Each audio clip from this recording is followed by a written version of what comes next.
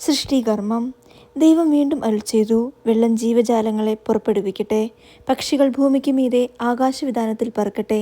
അങ്ങനെ ദൈവം ഭീമാകാരങ്ങളായ ജലജന്തുക്കളെയും കടലിൽ പറ്റം ചേർന്ന് ചരിക്കുന്ന സകലവിധ ജീവജാലങ്ങളെയും എല്ലാത്തരം പക്ഷികളെയും സൃഷ്ടിച്ചു.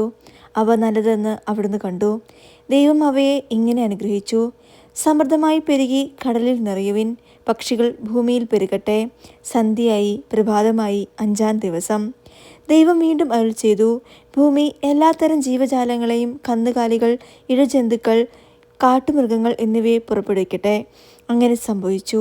അങ്ങനെ ദൈവം എല്ലാ ഇനം കാട്ടുമൃഗങ്ങളെയും, കന്നുകാലികളെയും, ഇഴജന്തുക്കളെയും സൃഷ്ടിച്ചു. അവ നല്ലതെന്ന് അവിടുന്ന് കണ്ടു.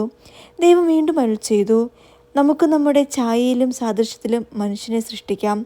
അവർക്ക് കടലിലെ മത്സ്യങ്ങളെയും ആകാശത്തിലെ പറവകളുടെയും നാൽക്കാലികളുടെയും ഭൂമി മുഴുവൻ്റെയും ഭൂമിയിൽ ഇഴയുന്ന സർവ്വജീവികളുടെ മേൽ ആധിപത്യം ഉണ്ടായിരിക്കട്ടെ. അങ്ങനെ ദൈവം തൻ്റെ ഛായയിൽ മനുഷ്യനെ സൃഷ്ടിച്ചു. ദൈവത്തിൻ്റെ ഛായയിൽ അവിടുന്ന് അവനെ സൃഷ്ടിച്ചു. സ്ത്രീയും പുരുഷനുമായി അവരെ സൃഷ്ടിച്ചു. ദൈവം അവരെ ഇങ്ങനെ അനുഗ്രഹിച്ചു: സന്താനപുഷ്ടിയുള്ളവരായി പെരുകുവിൻ, ഭൂമിയിൽ നിറഞ്ഞ് അതിനെ കീഴടക്കുവിൻ. കടലിലെ മത്സ്യങ്ങളുടെയും ആകാശത്തിലെ പറവകളുടെയും ഭൂമിയിൽ ചരിക്കുന്ന സകല ജീവികളുടെയും മേൽ നിങ്ങൾക്ക് ആധിപത്യം ഉണ്ടായിരിക്കട്ടെ. ദൈവം അരുളിച്ചെയ്തു, ഭൂമുഖത്തുള്ള ധാന്യം വിളയുന്ന എല്ലാ ചെടികളും വിത്തുൾക്കൊള്ളുന്ന പഴങ്ങൾ കായ്ക്കുന്ന എല്ലാ വൃക്ഷങ്ങളും ഞാൻ നിങ്ങൾക്ക് ഭക്ഷണത്തിനായി തരുന്നു.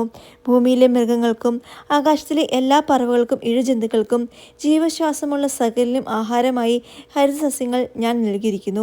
അങ്ങനെ സംഭവിച്ചു. താൻ സൃഷ്ടിച്ചതെല്ലാം വളരെ നന്നായിരിക്കുന്നെന്ന് ദൈവം കണ്ടു.